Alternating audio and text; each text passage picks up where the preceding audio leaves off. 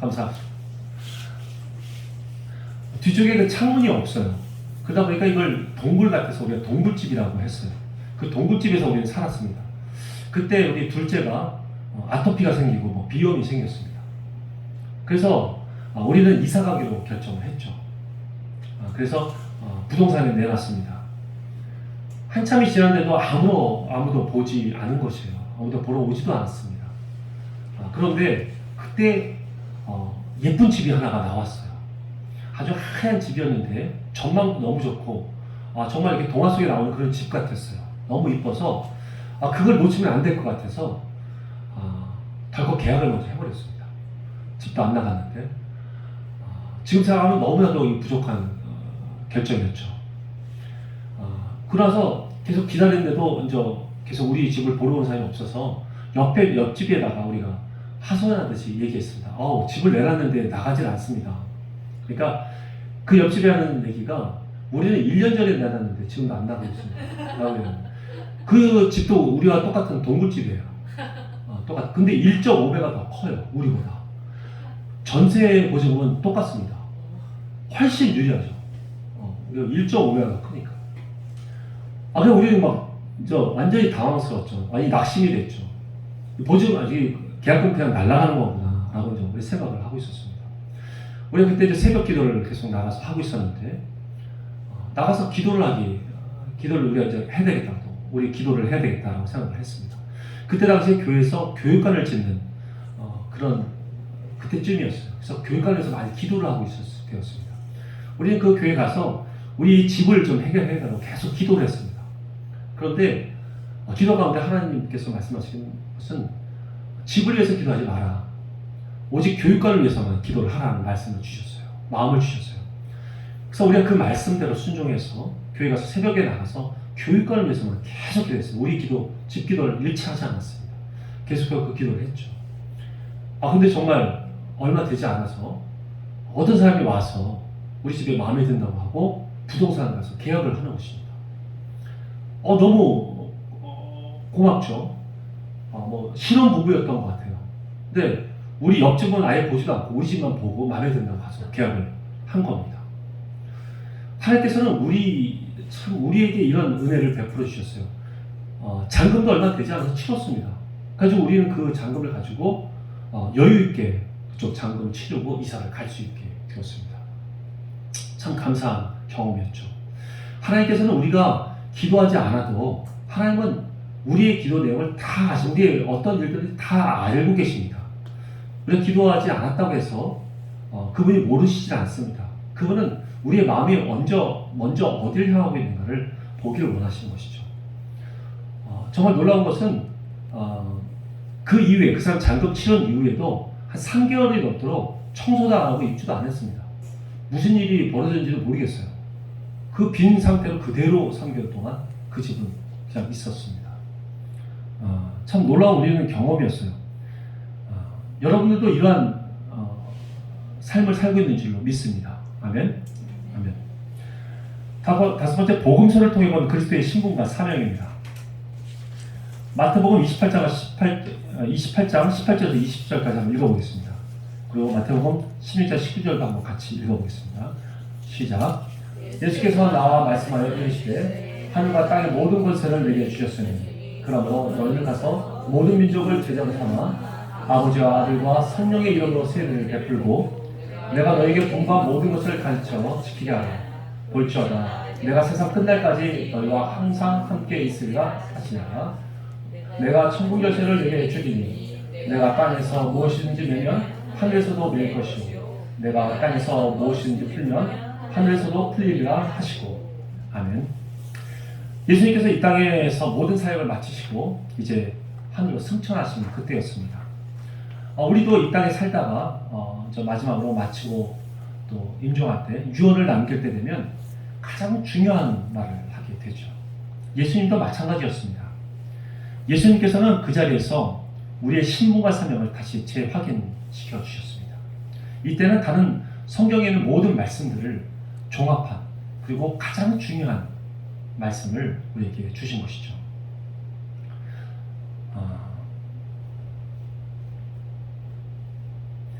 이제 우리의 신분은 하나님의 아들이 된 것입니다. 천지를 창조하시고 하늘의 땅과 모든 권세를 가지신 하나님의 자녀가 된 것이죠. 엄청난 신분입니다. 저희 여러분이 이러한 신분이 된 것입니다. 믿음을 가지고 하늘을 움직이고 땅을 움직일 수 있다는 것이죠. 천국 열쇠도 가졌습니다. 여러분은 이제 무엇이든지 할 수 있습니다. 땅도 하늘도 여러분의 권세에 순종합니다. 그렇다면 이런 권세를 사용해 보셨나요? 어떠셨습니까? 모두 다 이 권세에 순종하던가요? 잘 안 되죠. 왜 우리는 잘 안 될까요? 그 이유는 실체를 가지신 분은 우리가 아는 예수 그리스도이시기 때문입니다. 그렇다면 어떻게 할 때 이 모든 권세가 내가 온전히 사용할 수 있는 그런 권세가 될 수 있을까요? 그것은 주체이신 예수 그리스도께 얼마만큼 헌신하느냐에 따라 달려집니다. 헌신한 그분을 위한 삶을 사는 것을 말합니다. 내 생각들을 전부 버리는 것입니다. 그리고 예수님께 모든 결정을 맡기는 것이죠. 그럴 때 하나님은 그 사람을 통해 능력을 나타내시며 일하십니다. 그분은 우리의 주님이시고 우리는 그의 종입니다. 그분은 우리의 왕이시고 우리는 그분의 백성입니다. 여러분은 예수님께서 진정 우리의 왕이심을 고백하십니까? 네. 아멘. 영국의 복음주의자인 존 스토트는 이렇게 말을 했습니다. 영국 여왕이 웨스트민스터 성당에서 대관식을 거행할 때 감동스러운 장면들이 있는데 그 중에서 가장 인상적이게 또 감동적인 장면은 바로 영국 여왕에게 왕관을 씌워주기 바로 직전이라고 말을 합니다. 그때 대주교는 그 성당 안에 모인 그 청중들에게 각 방향에 있는 청중들에게 이렇게 4번 큰 소리로 외친다고 합니다. 귀빈 여러분, 오늘 저는 여러분에게 이분은 틀림없는 영국 여왕임을 여러분에게 소개를 하고자 합니다. 여러분은 이분에게 충성을 맹세하겠습니까? 라고 물으면 그 웨스트민스터 성당 안에 있는 청중들은 큰 소리로 사방에서 4번 승인의 대답을 한다고 합니다. 그러면 그렇게 될 때 여왕의 머리 위에 왕관을 씌워지게 된다고 합니다. 존 스토트는 똑같이 우리에게 이렇게 말을 합니다. 신사숙녀 여러분, 저도 이 시간 여러분에게 예수 그리스도께서 우리의 왕이 되심을 소개하고자 합니다. 여러분은 기꺼이 이분에게 충성을 맹세하겠습니까? 네. 아멘. 여러분이 기꺼이 충성을 맹세할 때 우리 예수님은 비로소 우리의 왕이 되시고 그리고 우리를 다스릴 수 있게 되는 것입니다. 이렇게 말을 했습니다. 존 스토터가 우리에게 말한 것처럼 저 여러분 기꺼이 왕 되신 우리 예수님께 충성과 헌신을 다짐해야 합니다. 그럴 때 진정 우리 예수님은 우리의 왕이 되시고 우리를 다스릴 수 있게 되는 것입니다. 헌신은 말이나 행동이나 지혜나 모든 것에 예수님만 의지하는 것입니다. 진정 그분은 우리의 왕이십니다. 아멘. 내가 종이고 그가 주인이십니다. 주인의 말을 듣고 행하는 자가 종입니다. 우리는 아들이면서도 주의 일을 할 때는 우리는 종이 되는 것입니다. 우리 종처럼 순종해야 합니다. 그럴 때 예수님의 권세가 우리를 통해서 나타나게 되는 것이죠. 이렇게 우리의 주님의 권세도 가졌고 또 천국 열쇠도 가진 우리는 이제 무엇을 해야 합니까? 우리 주님의 종이기 때문에 주님의 뜻을 이루는 자가 되어야 하겠죠. 그것이 바로 사명입니다. 마태복음 5장 13절에서 16절 말씀을 한번 같이 읽어보겠습니다. 시작. 너희는 세상의 소금이니 소금이 만일 그 맛을 잃으면 못으로 짜게 하리요. 후에는 아무 쓸데없어 다만 밖에 버려져 사람에게 밟힐 뿐이니라. 너희는 세상의 빛이라. 산 위는 동네가 숨겨지지 못할 것이요. 사람이 등불을 켜서 말 아래 두지 아니하고 등경에 두나니 이러므로 집안 모든 사람에게 비치느니라. 이같이 너희 빛이 사람 앞에 비치게 하여 그들로 너희 착한 행실을 보고 하늘에 계신 너희 아버지께 영광을 돌리게 하라. 아멘. 여러분, 소금의 매력은 짠맛입니다. 그렇다면 그리스도인의 매력은 무엇일까요? 그것은 예수님의 인격과 성품을 담는 것입니다. 이것이 사명을 이루는 본질입니다. 이것이 짠맛입니다. 하나님을 만나면 자신의 매력을 외모에서 찾지 않습니다. 그리고 세상 것들에 있어서 찾지 않습니다. 오직 예수님을 닮아가는 것에서 우리는 나타내려고 하죠. 여러분은 그리스도인다운 매력과 선한 영향을 적극적으로 나타내고 있습니까? 소금은 그 맛을 유지하고 있어야 합니다. 소금이 짠맛을 잃으면 버림을 받습니다. 짠맛을 잃었는데도 계속 쓰임받기를 원한다면 오히려 밟히게 될 뿐입니다. 또한 빛도 마찬가지입니다. 하나님께서 보내신 이 땅 가운데 우리는 빛의 자녀로서 살아가야 합니다. 빛은 우리의 옳은 행실이라고 하셨습니다. 그런 옳은 행실을 가지고 이 땅 가운데 살아갈 때 빛의 자녀가 될 수 있는 것이죠. 예수님을 닮은 삶, 그러한 삶을 살 때 우리는 빛의 삶을 살게 되는 것입니다. 주님은 그때 높이 우리를 들어서 사용할 수 있는 것이죠. 여러분, 사명은 일이 아닙니다. 일을 한다고 생각하지 마십시오. 사명을 이루기 위한 기반을 만들어 놓으면, 그것을 조성하면 사명은 이루어집니다. 우리는 기반, 베이스를 조성하기에 충실해야 합니다. 베이스란 것은 성경대로, 삶의 원리 원칙대로 사는 그러한 삶의 시스템을 말합니다. 하나님의 일은 일을 하는 것이 아닙니다. 일을 하려고 해서 오히려 망치게 되죠. 우리 삶의 성경적인 기반, 성경적인 삶의 시스템을 갖춰놓는 것에 집중해야 합니다. 우리 그저 성경에서 말씀하신 대로 살기만 하면 되는 것입니다. 이러한 삶이 되면 우리는 어디 있든지 상관이 없습니다.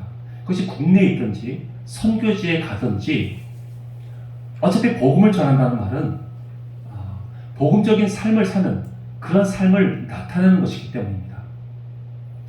이것이 빛과 소금의 역할이죠. 이러한 성경적인 삶이 되면 성령님께서 일하기 시작하십니다. 우리가 일하는 것이 아닙니다. 아멘. 여러분, 우리의 신분과 사명을 잘 발휘하기 위해서는 우리의 인격, 곧 우리의 세계관이 변화되어야 합니다. 우리의 세계관, 이 세계관이 곧 우리 삶의 베이스가 되기 때문입니다. 그러면 세계관은 어떻게 형성이 될까요? 사람의 세계관은 그 사람의 인격을 말합니다. 그러한 인격의 형성 단계는 가장 먼저 마음에서부터 시작이 됩니다. 그 사람의 마음이 어떠한가에 따라서 생각이, 그 사람의 생각이 지게 됩니다. 그 생각이 지속됨으로 해서 그의 사고방식이 되고, 그 사고방식에 따라 말을 하게 됩니다. 그 말은 그 사람의 행동을 이끌죠. 그 행동이 계속해서 반복됨으로 해서 습관이 되고, 그 습관은 그의 인격이 되는 것입니다. 그러므로 중간에 있는 것들을 아무리 바꾸려고 해도 그 마음이 먼저 변화되지 않으면 그의 세계관은 바뀌어지지 않습니다. 그래서 잠언서 4장 23절에 말씀하시기를 모든 지킬 만한 것 중에 더욱 내 마음을 지키라. 생명의 근원이 이에서 남이라. 라고 말씀하시는 것입니다. 아멘. 어린아이는 태어나자마자 완전한 인격체로 태어납니다. 인격은 무엇을 말하죠? 전에도 말씀드렸지만 지정의라고 말씀드렸습니다. 생각할 수 있고 감정을 볼 수 있고 또 내가 할 수 있는 것을 의지적으로 결정해서 할 수 있는 존재가 된다는 말씀이죠. 그래서 인격체란 말은 하나님의 형상으로 태어났다는 것을 말합니다. 따라서 교육이라는 것은 바로 그런 인격을 표현하는 방법을 배우는 것일 뿐입니다.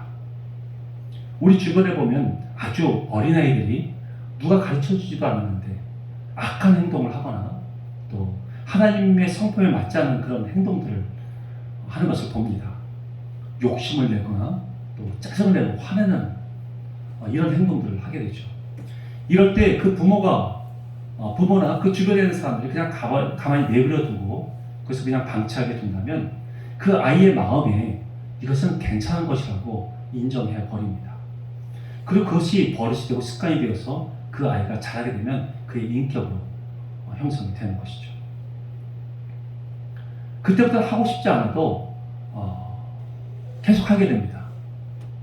그리고 떨쳐버리려고 해도 이게 잘 떨어지질 않습니다. 아주 심한 경우에는 이 병적인 경우에는 이것을 우리는 중독이라고 말하죠. 도벽증세 같은 이런 훔치는 습관들이 있습니다. 그리고 거짓말하는 습관들, 욕하는 습관들도 있을 수 있습니다. 이런 것들은 어릴 때 생기는 나쁜 버릇들입니다. 우리는 중독까지는 안 가더라도 이런 잘못된 습관들이 우리의 인격이 되어서 하나님께서 우리에게 말씀하시는 그런 법칙들이나 이런 말씀들을 얼마나 무시하면서 지키지 못할 때가 많은지, 그 세상에 죄를 지어 살아가는 그런 때도 얼마나 많은지요. 우리는 교회 다니지만 이런 부분에 대해서 별로 생각해 본 적이 없습니다. 그래서 지금도 계속해서 잘못된 습관에 따라서 살고 있는 것입니다. 게으른 삶의 습관들, 나태한 우리의 모습들, 결국 예수님을 닮지 못하고 예수님께서 원하시는 그런 삶을, 그런 생활을 하지 못하는 인격이 되고 마는 것입니다.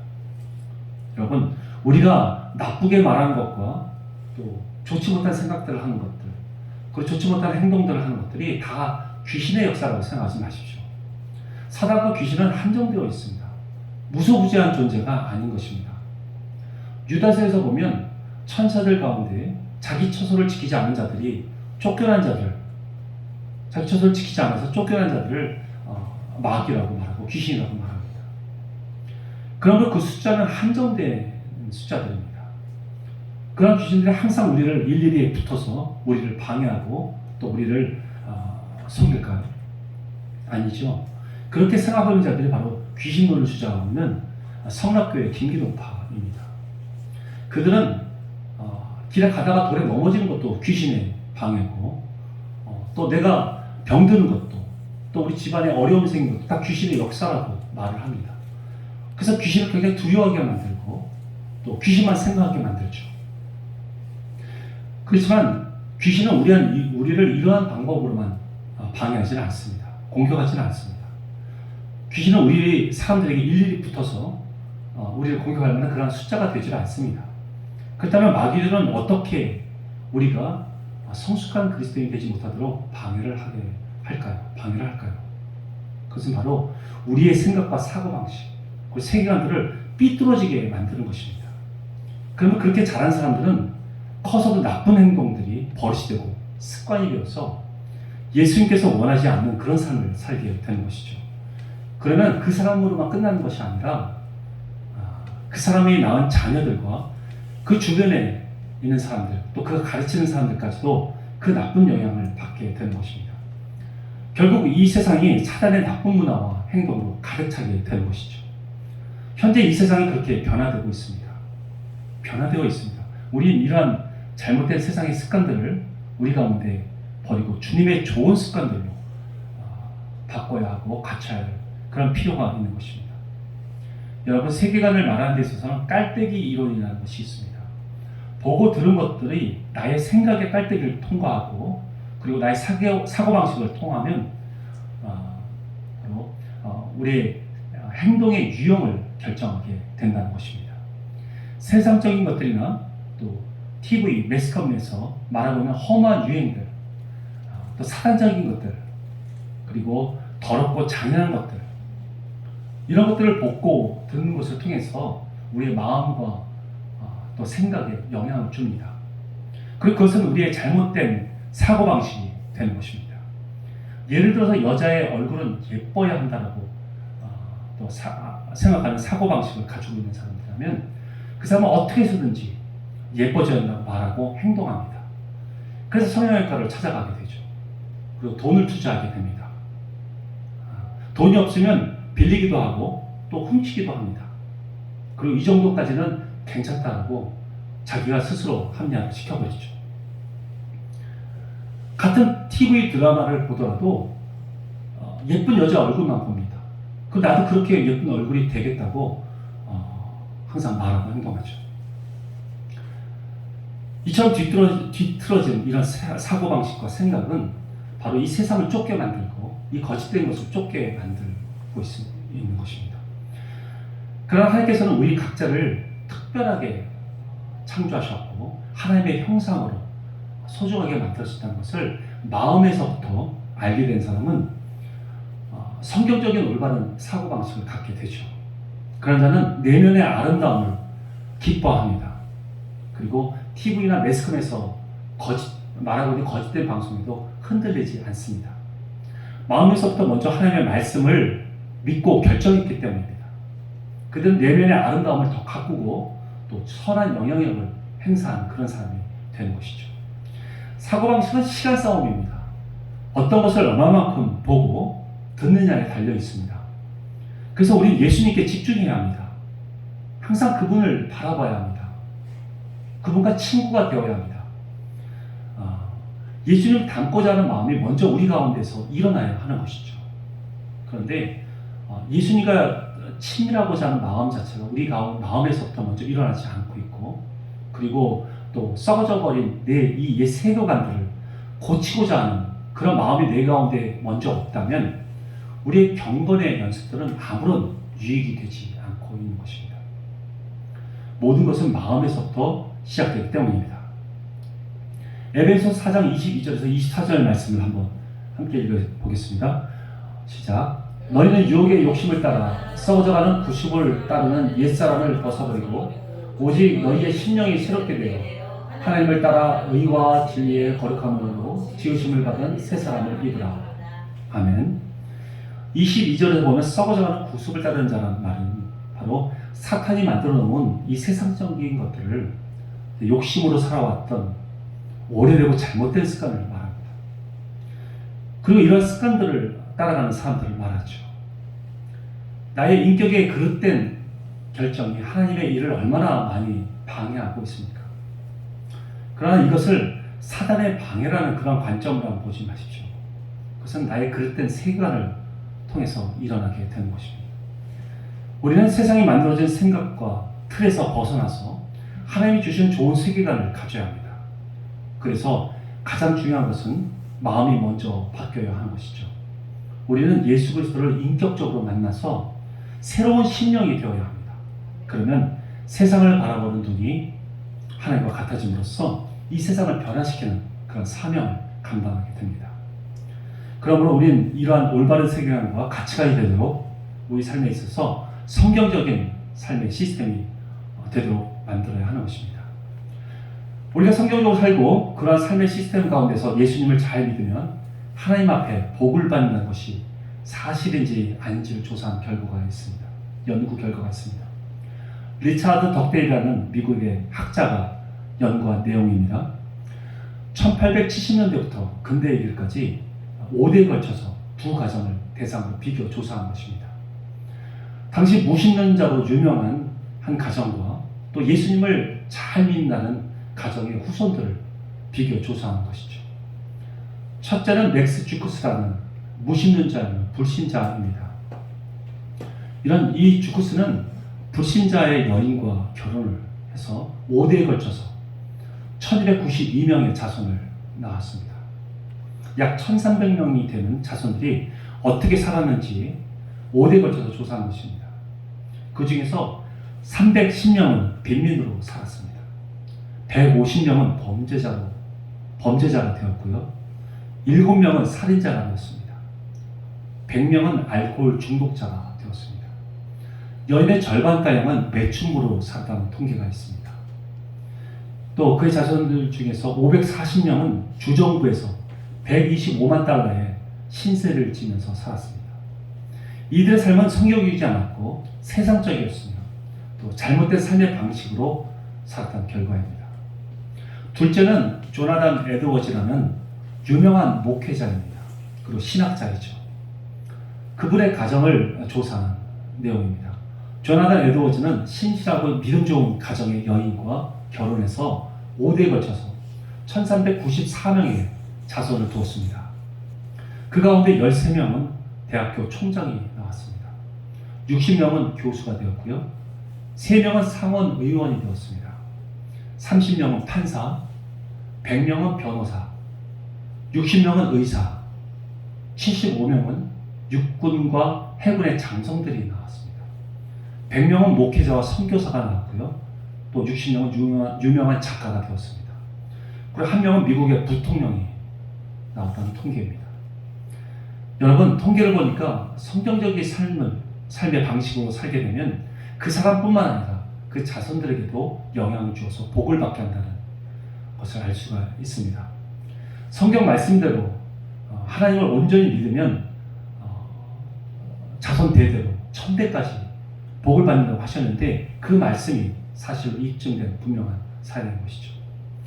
우리는 이 세상에 살면서 이 세상 사람 모두가 하나님의 말씀대로 그분의 뜻대로 살도록 우리 도와주어야 합니다. 우리가 살고 있는 모든 삶의 문화가 세상적에서 성경적으로 변화시켜야 되는 것이죠. 우리가 먼저 그렇게 살면서 그들에게 선한 영향력을 끼치는 저와 여러분이 되시기를 바랍니다. 아멘. 세 번째로 전도적 사명은 가라입니다. 우리에게 이러한 멋진 아들의 권세를 주시면서 예수님께서 말씀하신 사명 중에서 가장 먼저는 가라는 명령이셨습니다. 우리는 어디로 가야 합니까? 어느 땅으로 가야 합니까? 우리 주님께서 가라고 명령하신 그것을 분별해서 구별할 수 있습니다. 먼저 개척해야 할 땅으로 구별해 보면은 불교권, 이슬람권, 힌두교권, 샤머니즘권, 종교화된 기독교권, 대도시들, 25세 미만의 청소년들, 가난하고 소외된 자들, 미전도 종족들, 명목상의 그리스도인들에게 가야 합니다. 그리스도인이라면 누구든지 가야 합니다. 그러나 자신에게 주신 사명에 맞게 가야 하는 것이죠. 이러한 지역 가운데 하나님께서 마음 주시는 곳이 있습니까? 그분께는 그곳에 가길 주님은 원하고 계시는 것입니다. 여러분, 우리는 또한 전도해야 합니다. 하나님의 잃어버린 모든 영혼들을 전도해야 합니다. 여기서 말하고 있는 전도적 사명은 교회를 세우는 것입니다. 곧 믿음의 공동체를 만드는 것이죠. 여러분이 열방에 많은 교회들을 세우기 바랍니다. 이런 전도적 사명은 창세기 1장 28절에서 말씀하신 모든 것을 다스린다는 것의 시작입니다. 다스림의 출발인 것이죠. 그러나 진정으로 다스린다는 것은 바로 제자 삼는 것입니다. 제자 삼으라는 것은 이런 말씀을 변화시키라는 말씀인 것입니다. 예를 들어 음악에 재능이 있는 사람이라면 세상의 음악들, 곧 찌들어져 있는 이 세상의 음악들을 하나님의 아름다운 음악으로 그 문화를 바꾸라고 제자로 불렀다는 것입니다. 제자를 삼다는 것은 단순히 종교적 활동만을 말하는 것이 아닙니다. 여기서 제자 삼는다는 것은 곧 문화적인 사명입니다. 문화란 여러분이 생활하는 모든 분야를 말합니다. 정치, 경제, 교육, 가정, 과학, 예술, 의사소통, 건강, 서비스, 종교, 이런 모든 분야에서 그리스도의 제자를 만드는 것입니다. 삶의 모든 문화가 예수적으로 되는 것이 제자입니다. 그리스도의 제자는 내 생각이 아닌 그리스도의 삶을 살기로 작정한 자를 말하죠. 예를 들어 교육이라는 분야에서 활동하는 분 계신가요? 그렇다면 비교육적인 문화들이 얼마나 많습니까? 세상의 교육 문화는 얼마나 많이 변화되고 있습니까? 그 변화를 계속해서 쫓아가고 있습니까? 자신의 적성에 맞지 않는데도 억지로 배우게 하고 있나요? 여러분, 아이들에게 성경 말씀을 올바르게 가르치고 있습니까? 가정교육과 예절을 잘 가르칩니까? 이런 것들을 제때 가르치지 못하면 가정이 화목하지 않고 또 자주 싸우게 됩니다. 그리고 아이들의 몸은 잘 성장할지라도 그 아이의 정신과 또 인격은 잘 자라지 않습니다. 교육의 목적이 지식을 쌓는 것에만 목적을 두고 계십니까? 무리한 사교육부를 들여서 아이들에게 지식을 가르치는 목적이 무엇인가요? 세상의 성공을 쫓아가도록 가르치는 것입니까? 그렇게 많이 배워서 성공의 자리에 올라서도 올바른 인격이 되지 못해서 넘어지는 그런 자들이 얼마나 많습니까? 국회의원들이나 의사나 또 교수들, 많이 배웠지만 돈에 넘어지고 명예에 넘어지고 음란에 넘어집니다. 그런 모습들이 얼마나 많습니까? 그렇게 해서 이룬 성공들이 자녀들에게 좋은 영향을 주던가요? 이처럼 잘못된 교육 방법들을 영원히 변하지 않는 하나님의 사랑과 또 성경적인 교육 방법으로 가르치는 것입니다. 이것이 교육 분야에 있는 그분의 사명인 것입니다. 배우는 학생들에게는 올바른 비전과 분별력, 그리고 지혜, 사랑, 절제, 인내를 어떻게 가르칠 것인가에 대해서 고민해야 하는 것입니다. 또한 여러분, 돈을 벌게 되면 계속해서 모으십니까? 집을 사기 위해서 모으시고 더 넓은 집으로 가기 위해서 또 모으십니까? 보험을 들고 적금을 들고 이렇게 해서 계속 돈을 묶어두시나요? 성경에서는 이 땅에 보물을 쌓지 말라고 분명히 말씀하셨습니다. 그런데 자신의 유익을 위한 여러 가지 명목들을 만들어 놓고 그것에 돈을 모으고 있습니다. 그래서 이 땅에 흘러가야 할 재정들이 묶이고 있게 되는 것입니다. 하나님께서 열방에는 모든 사람들이 행복할 수 있도록 식량이나 재정들을 넉넉하게 주셨습니다. 그런데도 그런 재정들을 욕심으로 묶어놨기 때문에 흘리지 않고 묶어놨기 때문에 굶어 죽는 사람들이 생기고 아주 어렵게 사는 사람들이 생기는 것입니다. 우리는 꼭 필요한 그 재정 외에는 모든 것을 다 흘려보내야 합니다. 우리 그리스도인만이라도 이렇게 주님 말씀대로 순종해야 합니다. 그리고 이젠 내 욕심과 내 만족을 위해서 재정을 구하는 그런 기도는 하지 마십시오. 오직 하나님의 나라와 의를 구하고 주님의 일을 위해서 그 재정을 구하는 기도를 하십시오. 그럼 하나님께서 기뻐하시고 그 기도에 응답하실 것입니다. 아멘. 여러분 혹시 갖고 싶은 것이 있다고 해서 남을 돕는 일에 써야 할 그 재정을 가지고 사신 적이 있습니까? 이런 것들이 잘못된 경제 활동입니다. 내 욕심 때문에 좋은 곳에 쓰이지 못하게 하는 것들. 이런 습관들이 나중에는 하나님께 드려야 할 헌금이나 11조도 드리지 못하고 다른 곳에 쓰게 되는 것입니다. 그러므로 이제 여러분 각자의 삶 가운데서 모두에게 올바른 하나님의 문화를 가르쳐야 합니다. 아침에 일어나서 저녁에 잘 때까지 잠자는 동안이라도 하나님의 하나님의 우리를 보시는 그 하나님의 관점에서 우리 일거수일투족이 하나님의 원하시는 삶을 살아야 하는 것입니다. 이것이 바로 예수님의 제자가 된다는 것입니다. 아멘. 예수님은 하늘로 승천하시면서 바로 이것을 우리에게 부탁하신 것입니다. 단순히 교회 생활을 하는 것은 그리고 전도만 하는 것은 우리 사명의 출발에 불과한 것입니다. 우리는 이 세상의 삶의 문화가 하나님의 나라의 문화로 바뀌는 것에 사명을 두어야 합니다. 여러분이 속해 있는 모든 그 분야를 하나님의 말씀과 방법으로 사는 것, 이것이 제자의 삶을 사는 것입니다. 그리고 이것은 우리의 주기도문에도 잘 나와 있습니다. 하늘에서 이룬 것 같이 이 땅 가운데서 이루어지리라. 아멘. 바로 이 말씀이 이 땅에 변해버린 잘못된 문화를 하늘에서 이미 변해된 것처럼 이 땅에 그대로 이루시겠다는 기도인 것입니다. 우리도 이같이 기도해야 합니다. 저희 여러분, 우리가 속해 있는 이 자리에서 변화시키고 또한 제자를 삼아서 가르치고 지키게 하겠다는 그런 선포를 우리도 해야 하는 것이죠. 이런 삶이 우리의 진정한 사명입니다. 이제 우리는 어디로 가야 합니까? 누구에게 가야 하며 또 어떤 분야로 가야 하는지를 주님께 여쭤봐야 합니다. 하나님께서는 우리에게 가르쳐 주기를 원하고 계십니다. 하나님께서는 10가지 최변방지역, 곧 개척지 중에서 우리가 각자가 가야 할 땅을 알려주십니다. 그리고 누구에게 가야 하는지도 알려주십니다. 또한 어떤 분야의 전문성을 가지고 성경적인 원리 원칙들을 가르치고 섬길 수 있는지를 보여주실 것입니다. 예를 들어서 기도하는 가운데 불교권의 마음을 주시고 또 25세 미만의 청소년들에게 마음을 주신다면 그는 불교권 나라에는 청소년들을 제자화시키고 품게 하려는 계획이 있으신 것입니다. 그리고 자신의 전문 분야성에서 건강 및 스포츠에 마음을 주신다면 그는 건강과 스포츠 분야를 통해서 불교권에 있는 청소년들을 섬기고 제자화시키는 것이 그의 사명이 되는 것입니다.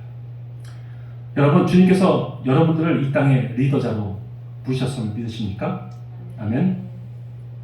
여기 오신 모든 분들은 하나님의 나라와 그 나라의 법을 가르치고 지키게 할 리더로 부르셨다는 사실을 믿으시기 바랍니다. 아멘. 여러분이 먼저 하나님의 문화를 잘 배우셔야 합니다. 그리고 먼저 예수님의 제자가 되어야 합니다. 이제 단순히 성경만 읽는 것이 아니라 성경 속에 있는 그리스도의 삶의 방식들을 발견하시기 바랍니다. 그것이 올바른 성경 공부입니다. 그러한 하나님의 생각과 방법대로 가르치고 행동하도록 돕는 것이 바로 우리 IMS입니다. 저희 선교단체와 계속해서 관계를 맺으십시오. 그래서 하나님께서 가르쳐 주신 삶의 방법들을 함께 배우시고 함께 펼치시기 바랍니다. 이제 여러분 모든 땅에 있는 사람들에게 전도하십시오. 주님의 이름으로 세례를 주시고 주님의 도를 가르쳐 주십시오. 각 분야마다 하나님의 문화를, 그 성경적인 원리와 원칙들을 가르쳐 주십시오.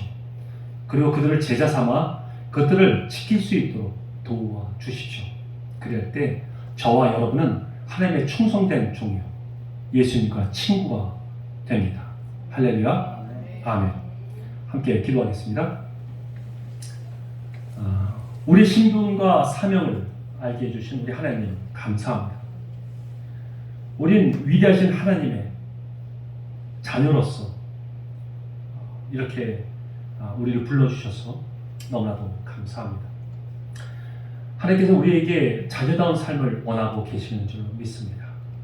그런 모습이 비로소 그리스도라는 말을 듣게 된다는 것도 우리는 알게 되었습니다. 성경 말씀대로 살겠습니다. 그래서 빛과 소금의 역할을 잘 감당하겠습니다. 그리고 성경적인 삶을 삶으로 해서 모든 이들에게 주님의 복음을 전하겠습니다. 그 많은 이들을 제자화시켜서 그들에게 성경적인 삶을 살 수 있도록 도와주겠습니다. 하나님, 이제 우리의 이 신부를 더욱 신부답게 하는 하나님, 이 아름다운 번세와 또 이런 전문성을 주셨사오니 아버지, 이 모든 것을 가지고 하나님의 사명을, 내게 주신 이 땅에 주신 사명을 온전히 이루는 저희들 모두가 되게 하여 주옵소서. 하나님, 우리에게 이 땅에 우리를 보내신 그 목적이 우리의 꿈을 이루는 것이 아니라 하나님의 뜻을 이루기 위해서 이 땅에 왔음을 우리가 정확하게 알고 그것을 기억하고 살아갈 수 있는 저와 여기 있는 모든 분들이 되게 하여 주옵소서. 하나님께 감사와 찬양과 경배를 올리며 예수님의 이름으로 기도드립니다. 아멘. 시간 네.